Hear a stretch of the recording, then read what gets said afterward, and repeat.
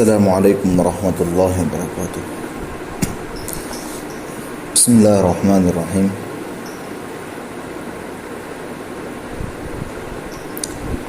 کل ہم سمجھ رہے تھے مصنف رحمۃ اللہ علیہ کی عبارت۔ کل ہم نے کہا تھا کہ مختصر انداز میں پھر ڈبل سے سمجھ لیں گے اس کو، تو ہم پھر سے اس کو سمجھنے کی کوشش کرتے ہیں، پھر مختصر سبق آگے بھی پڑھیں گے۔ مصنف رحمۃ اللہ علیہ کی بات، اور اگر ایسی غلطی ہوئی جس سے لفظ کا ہر حرف مع حرکت و سکون کے ثابت ہیں، تو ہم نے کہا تھا کل کہ مصنف رحمۃ اللہ علیہ نے تو لحن جلی کی تفہیم کے لیے صور اربعہ بیان کر دیا، اور لحن خفی کی تفہیم کے لیے ایک انوکھا اسلوب اختیار فرمایا تھا، یعنی اسباب وقوع سے بحث کی۔ لیکن مصنف کی عبارت، اگر ایسی غلطی ہوئی جس سے لفظ کا ہر حرف مع حرکت و سکون کے ثابت ہیں، تو اس عبارت سے مصنف رحمۃ اللہ علیہ نے لحن جلی کی صور اربعہ کو خارج کر دیا، 4 صورتیں جو اوپر بیان کی۔ پھر اپنی عبارت مصنف کی بعض صفات جو تحسین حرف سے تعلق رکھتی ہے، اس سے لحن خفی کے ایک سبب کو بیان کیا، جس سے مصنف رحمۃ اللہ علیہ کی مراد صفات عارضہ محسنہ ہے۔ اب مصنف رحمۃ اللہ علیہ کی آگے کی بات اور غیر ممیزہ ہے، اس سے لحن خفی کے دوسرے سبب کو بیان کیا، جن سے مصنف رحمۃ اللہ علیہ ہم کو کچھ سمجھانا چاہ رہے ہیں، جس کو ہم نے کل سمجھا۔ ہم نے کہا کہ قراء کے مابین اختلاف ہے، اس میں ہم نے 2 جماعتیں بتائی۔ پہلی جماعت جس میں صاحب لمعات شمسیہ، تعلیقات مالکیہ وغیرہ ہیں، ان کا کہنا ہے کہ ان سے مراد صفات عارضہ ہیں۔ دوسری جماعت کا کہنا ہے کہ اس سے مراد صفات لازمہ غیر ممیزہ ہیں۔ اب پہلی جماعت والوں کے نزدیک ہم نے کل سمجھا کہ لحن خفی کا سبب ایک ہے، یعنی صفات عارضہ۔ اب دوسری جماعت والوں کے نزدیک لحن خفی کے 2 سبب ہوئے، صفات عارضہ محسنہ، صفات لازمہ غیر ممیزہ۔ ہم اس جماعت سے پوچھیں گے، جو ہم نے کل سمجھا دلیل کے طور پر، کہ لحن خفی کا سبب ایک ہے صفات عارضہ، تو ہم نے کہا کہ کتب تجوید میں عارضہ کی تو کوئی تقسیم نہیں ہے، تو دونوں قسم کا تعلق یعنی ممیزہ غیر ممیزہ، تو دونوں قسم کا تعلق تو لازمہ سے ہیں، نہ کہ عارضہ۔ کتب تجوید میں اس کی کوئی تقسیم نہیں ہے کہ عارضہ ممیزہ، عارضہ غیر ممیزہ، تو آپ کا غیر ممیزہ سے صفات عارضہ مراد لینا کیسے صحیح ہوگا؟ دوسری دلیل ہم نے کل یہ سمجھی تھی کہ آپ کی رائے میں لحن خفی کا ایک سبب ہے صفات عارضہ۔ اب اگر کسی نے غائبین کے غین کو باریک پڑھا تو آپ اس کو جلی کہیں گے یا خفی؟ اگر خفی کہتے ہیں تو آپ کا غیر ممیزہ سے صفات عارضہ مراد لینا کیسے صحیح ہوگا؟ اس لیے کہ صفت استعلاء تو صفت لازمہ غیر ممیزہ سے ہے یہاں، تو لا محالہ آپ کا غیر ممیزہ سے لحن خفی کا سبب ثانی صفت لازمہ غیر ممیزہ مراد لینا ہی صحیح ہوگا۔ بات سمجھیں؟ یہ کل ہم نے سمجھا تھا۔ اس بحث سے ہم نے کیا نچوڑ نکالا تھا کہ غیر ممیزہ سے صفات عارضہ مراد لینا صحیح نہیں ہے، یعنی اس بحث سے یہ فائدہ ہوا کہ لحن جلی کے اسباب وقوع 3 سامنے آئے: مخارج حروف میں غلطی کرنا، صفت لازمہ ممیزہ میں غلطی کرنا، نمبر 3 صفات عارضہ غیر محسنہ میں غلطی کرنا۔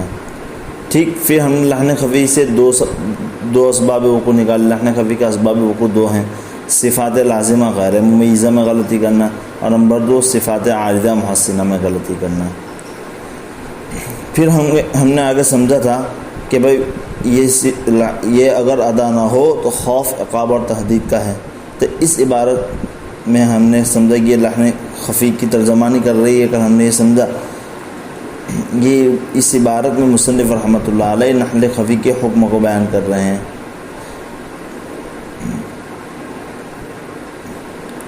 کیا کہ آگے کیا کہا مصنف نے؟ لحن جلی کے بارے میں کہا تھا کہ خطاوات، لحن جلی جو کرے گا اس کو خطاوات کہا، جس سے لحن جلی کی حرمت بتائی، اور لحن خفی میں تحدید اور عقاب کا خوف بدلایا، جس سے لحن خفی کی کراہت ثابت ہوئی۔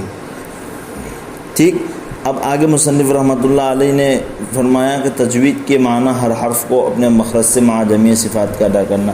ہم نے کل یہ سمجھا تھا جمیع صفات سے مراد صفات لازمہ اور صفات عارضہ ہے، تو ہم نے ہم نے پھر کہا کہ اس سے معلوم ہوا کہ تجوید نام ہے 3 چیزوں کا، ایک تو مخارج، صفات لازمہ اور صفات عارضہ۔ پھر ہم نے تجوید کی دوسری 3-4 تعریف پڑھی تھی۔ دوسری تعریف بتائی تھی کہ قرآن کو کما انزلہ کے مطابق پڑھنا۔ تیسری تعریف بتائی تھی کہ نبی کریم صلی اللہ علیہ وسلم نے جیسا تلفظ فرمایا اس طرح ادا کرنا۔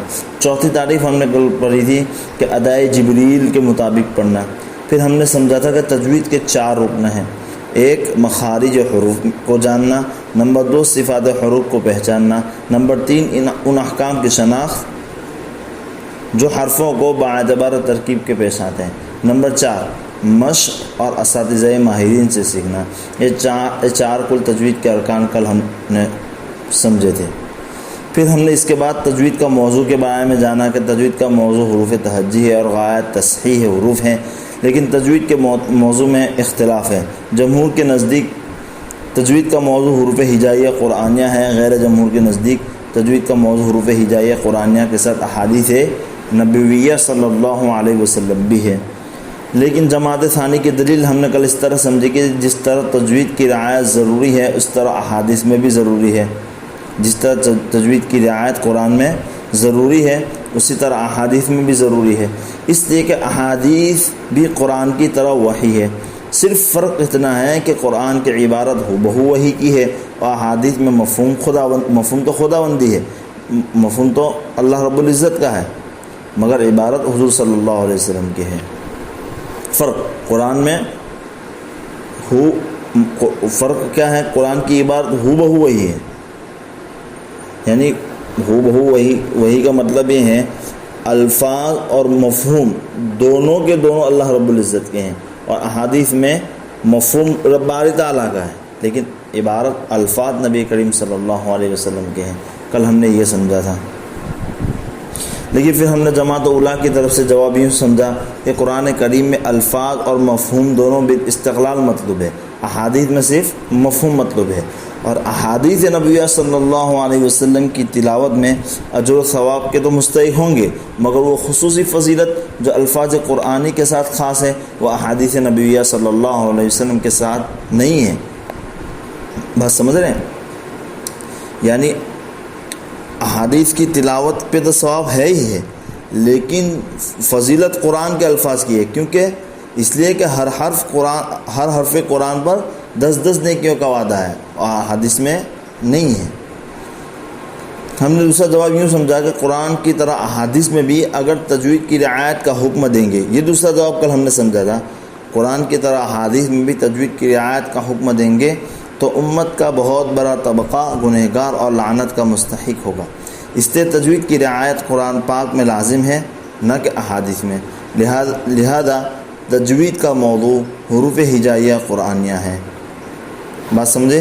اس سے کیا سمجھ میں آیا کہ تجوید کا موضوع حروف ہجائیہ، حروف تہجی نہیں کہیں گے ساتھ میں حروف ہجائیہ قرآنیہ ہے۔ اب تجوید کی قاعدہ ہم نے تصحیح حروف، تجوید کی قاعدہ تصحیح حروف سمجھے ہم نے گزشتہ۔ خیر یہاں تک ہم نے کل پڑھا تھا، اس کو مختصر انداز میں نے آپ کو پھر سے سمجھایا۔ امید ہے انشاءاللہ عز و جل آپ لوگ سمجھ گئے ہوں گے۔ اگر نہ سمجھے ہیں تو آپ مجھ سے رابطہ کر سکتے ہیں، فون کر سکتے ہیں، آپ لوگوں کے پاس نمبرات بھی موجود ہیں، اور یہ آپ کا حق ہے، اس لیے کسی بھی طالب علم کو نہ سمجھ میں آئے تو ضرور پوچھ لیں۔ اب آگے چلتے ہیں۔ مصنف رحمۃ اللہ علیہ فرما رہے ہیں اور خوش آوازی سے پڑھنا امر زائد مستحسن ہے۔ امر زائد سے مراد خوش آوازی تجوید کی حقیقت میں داخل نہیں، خوش آوازی تجوید کی حقیقت میں داخل نہیں، اور مستحسن سے مراد عند اللہ و عند الرسول پسندیدہ ہے۔ بات سمجھ گئے؟ خوش آوازی سے مراد معاف فرمائے، امر زائد سے مراد خوش آوازی تجوید کی حقیقت میں داخل نہیں ہے۔ دیکھو ہم نے تجوید کا پڑھا کہ تجوید نام ہے 3 چیزوں کا، ایک تو مخارج، صفات لازمہ، صفات عارضہ۔ تو اس سے معلوم ہوا کہ خوش آوازی کوئی اور نام کی چیز ہے، وہ تجوید نام کی چیز نہیں ہے، رب تجوید میں داخل نہیں ہے۔ اس وجہ سے مصنف رحمۃ اللہ علیہ نے امر زائی سے اس کو تعبیر فرمایا۔ اور مستحسن سے مراد عند اللہ و عند الرسول پسندیدہ ہے، یعنی مستحسن بہت اچھی چیز ہے۔ اگر تجوید کی رعایت کرتے ہوئے کوئی عمدہ لہجوں سے، عمدہ مقامات سے تلاوت کرتا ہے تو اللہ کے یہاں اور اللہ کے رسول صلی اللہ علیہ وسلم کے یہاں بہت پسندیدہ ہے۔ دیکھتے ہیں اسی وجہ سے آپ صلی اللہ علیہ وسلم نے فرمایا زینوا القرآن باصواتکم، اور فرمایا دوسرے کا لکل شیء حلۃ وحلۃ القرآن الصوت الحسن۔ بات سمجھ رہے ہیں؟ اور ایک جگہ فرمایا کہ اللہ اشد اذنا للرجل حسن الصوت بالقرآن من صاحب القینۃ الی قینتہ، کہ اللہ رب العزت اس آواز کو سب سے زیادہ شوق سے، متوجہ ہو کر، دھیان سے، کان لگا کر سنتا ہے، جو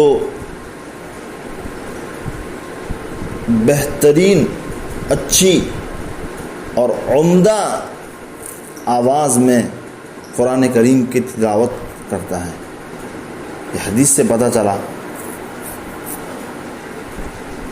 کہ اللہ رب العزت کو اور نبی کریم صلی اللہ علیہ وسلم کو اچھی آواز میں پڑھی جانے والی تلاوت بہت بھلی معلوم ہوتی ہے، بہت خوبصورت معلوم ہوتی ہے، اور اللہ رب العزت اس کو شوق سے سنتے ہیں۔ تو ہم تمام کو کوشش کرنی چاہیے کہ تجوید کی رعایت کرتے ہوئے ہم عمدہ لہجوں میں قرآن کریم کی تلاوت کریں۔ دیکھیے زینوا القرآن باصواتکم جو ہمیں ابھی آگے سنا، زینوا بھی صیغہ امر ہے لیکن جمع ہے، زینوا بھی جمع، اب باصواتکم کی کم کی ضمیر بھی جمع ہے۔ تو اللہ کے رسول صلی اللہ علیہ وسلم سب کو مخاطب کر کے کہہ رہے ہیں، اور یہ نہیں کہا کہ اچھی آواز میں پڑھو، بلکہ یوں بیان کیا کہ مکلف سب ہے اس بات کے کہ اچھے آواز میں پڑھیں، لیکن اپنی آواز جس کو اللہ رب العزت نے جتنا عمدہ گلا دیا ہو اتنا عمدہ طریقے سے پڑھنے کی کوشش کریں۔ استاد محترم قاری صدیق صاحب دامت برکاتہم العالیہ بہت عمدہ مثال دے رہے تھے کہ آپ دیکھتے نہیں کہ کسی کے پاس بہت پیسے ہوتے ہیں، اللہ نے بہت مال دیا ہوا تھا، تو ایک بہت شاندار بنگلہ بناتا ہے، پھر اس کے اندر ڈیکوریشن کرنے کے لیے پھر فرنیچر لگاتا ہے اور بھی بہت سارے چیزوں سے اس بنگلے کو مزین کرتا ہے، بہت اعلیٰ قسم کا بنگلہ بناتا ہے۔ ایک متوسط گھرانے کا شخص ہوتا ہے، وہ اپنے حسب استطاعت شاندار مکان بناتا ہے اور سجاوٹ کی کوشش کرتا ہے، جتنا اس کے پاس سکت ہے جتنی اتنے شاندار انداز میں سجاوٹ کرتا ہے، لیکن سجاتا ہے۔ اور تیسرا وہ شخص جو جھونپڑی میں رہنے والا ہے، اس کے پاس اتنی سکت تو نہیں ہے، لیکن جتنی ہے جھونپڑی ہے اپنی استطاعت کے مطابق اس کو صاف رکھنے کی اور اس کو اچھے طریقے سے، عمدہ طریقے سے رکھنے کی کوشش کرتا ہے۔ تو آپ سمجھ گئے ہوں گے یہ مثال سے کہ ایک شخص تو ہے جس کو اللہ رب العزت نے بہت شاندار آواز دی ہے، تو اس کا تو کہنا ہی کیا، تو وہ تو بہت اچھے انداز میں تلاوت کرے گا، لیکن اللہ رب العزت نے کسی کو متوسط انداز میں آواز دی، لیکن وہ کوشش وہ بھی کرتا ہے کہ میں اچھے طریقے سے عمدہ طریقے سے پڑھوں، لیکن ایک شخص وہ ہے، جیسے ہمارے مدارس میں اکثریت بعض طلبہ ہماری آواز نہیں اچھی ہے، ہم کیسے، ارے بھائی عمدہ آواز الگ چیز ہے، ابھی جیسے ہم نے آپ لوگوں کو بتایا، اور تجوید الگ چیز ہے۔ تو بہت سارے بچے ایسے ہوتے ہیں جو آواز نہ اچھے ہونے کی وجہ سے تجوید پڑھنا ہی نہیں چاہتے۔ ارے تجوید تو فرض عین ہے، تجوید کا سیکھنا فرض کفایہ ہے، لیکن تجوید سے قرآن مجید پڑھنا فرض عین ہے۔ تو بعض بچے اس کی طرف متوجہ ہی نہیں ہوتے۔ ایسا نہیں ہے، اچھی آواز الگ چیز ہے اور تجوید الگ چیز ہے۔ اگر اللہ رب العزت نے آپ کو متوسط انداز میں آواز دی ہوئی ہے، یہ تقسیم کار ہے، تقسیم کار ہے اللہ رب العزت کی طرف سے۔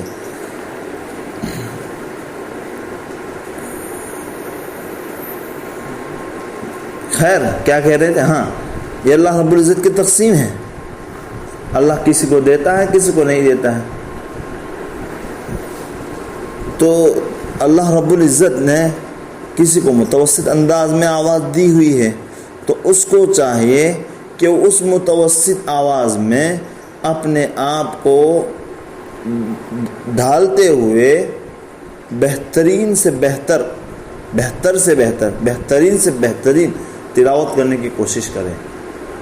مقصد اصلی رضائے الہی ہے، قرآن کریم کی تلاوت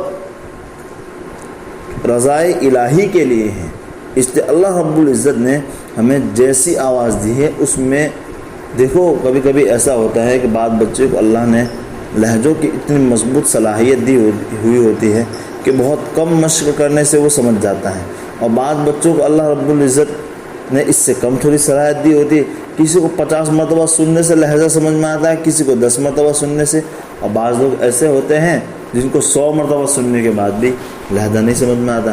تو آپ نہیں دیکھتے کتب میں آپ پڑھ رہے ہیں یا حفظ میں پڑھتے ہیں، تو بعض بچے ایسے ہیں کہ 3-4 مرتبہ ایک آیت پڑھے تو ان کو آیت مزبانی ہو جاتی ہے، بعض بچے ایسے ہوتے ہیں کہ ان کو 20-20 25-25 مرتبہ پڑھنا پڑتا ہے تب جا کے ایک آیت یاد ہوتی ہے۔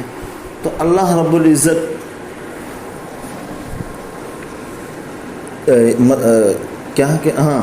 اللہ رب العزت کی رضا اصل مقصود ہے قرآن کریم کی تلاوت سے، حسن صوت سے۔